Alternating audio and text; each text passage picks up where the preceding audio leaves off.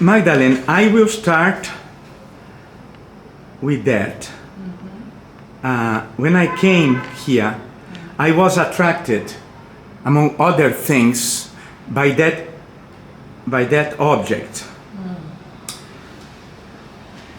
If you have to present yourself, meaning really a self-presentation, in front of that, what would you say? First of all, I'm very moved that you picked this, because this is the Tara that my teacher was every day meditating in front of. My teacher, Dr. Herb Proper, who was in India, who was a person who introduced me first to psychodrama. He was a practicing Buddhist, and for him, this Tara was what he brought, and he used to meditate every day, having this Tara in front of him.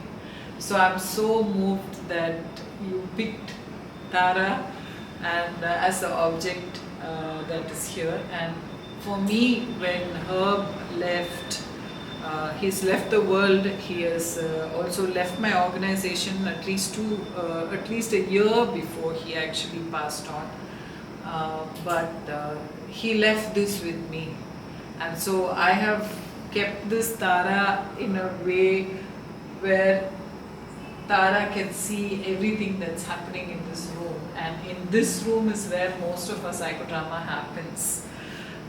So be it training groups, be it therapy groups, this is the room.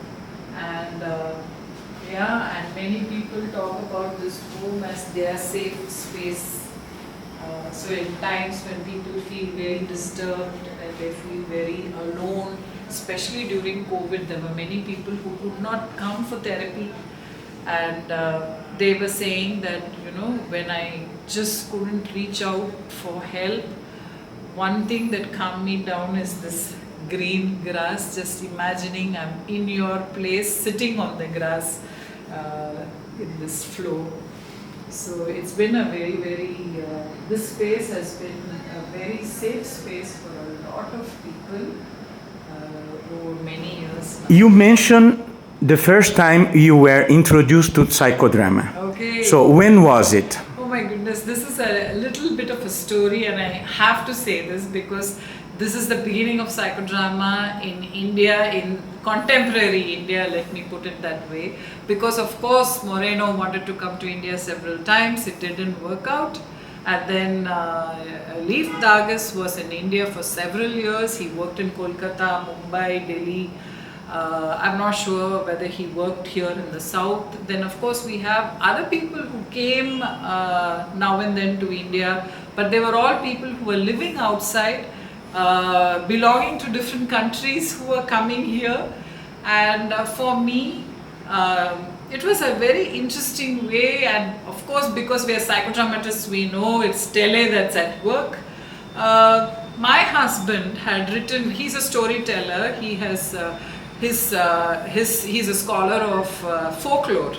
So he had written an article when he was doing his master's thesis on a particular African storytelling way where people took on roles and they told the story as if in character. So he said this was like psychodrama. Not that he's trained in psychodrama, he has heard that psychodrama was about taking on roles. And so he mentioned that in his master's level, his thesis, which was 11 years before 2008. So 2008, Adam Blattner writes to my husband Eric asking him, are you a psychodramatist living in India? Because you mentioned this in this article. And so Eric wrote back to Adam Blattner saying, my wife would be very interested, she does expressive arts therapy, and she'll be very interested in what psychodrama is, because I don't know what psychodrama is, I know just a little bit. And from that I said that it's comparing this African way of storytelling to psychodrama, but my wife will be interested. And then we started, and so he copied me on that email in 2008, and then we started, Adam Blattner and I started to talk. And then he said, do you know there's one Dr. Herb Proper who comes to Bangladesh very often? Would you like me to introduce you to him? So then he introduced Herb and me. And then this was about October of 2007. My daughter was born in July.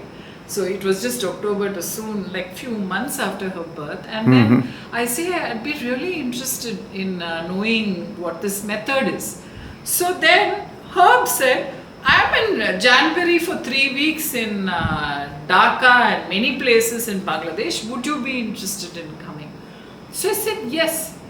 And so I left my few months old daughter with my husband and my mother who was alive at that time. And I went to Bangladesh and I followed Herb for 3 weeks. Every place he went, and he ran psychodrama workshop. But I must say, the first day that I walked into his session, it was in January, I think about January 16th or 17th, I don't remember. I walked into his session, in 15 minutes, I knew this is what I'm going to do for the rest of my life. It was just zoom like that. And then from then on, I started asking Herb, come to India, please come to India. And I started putting together groups. And that's how Indian Institute of Psychodrama started, because of that, just this little story. It was just something that was meant to be, and it just happened. I feel like India is ready for psychodrama. India is ready for a long time, and many of my the people, either trainees or clients who are coming, they say some of the things we do in psychodrama reminds them of rituals that they have done in their life. So it's just beautiful. Every surplus reality production we are making is very familiar. It seems like we have done it before. It seems like this is what we are waiting for. So it seems so seamless. This is one method. I think we cannot say it's brought from the West into India, because it feels like it's grown out of here. It truly feels like that. That psychodrama is something that is out from here. So it feels so familiar. And I think people love it here.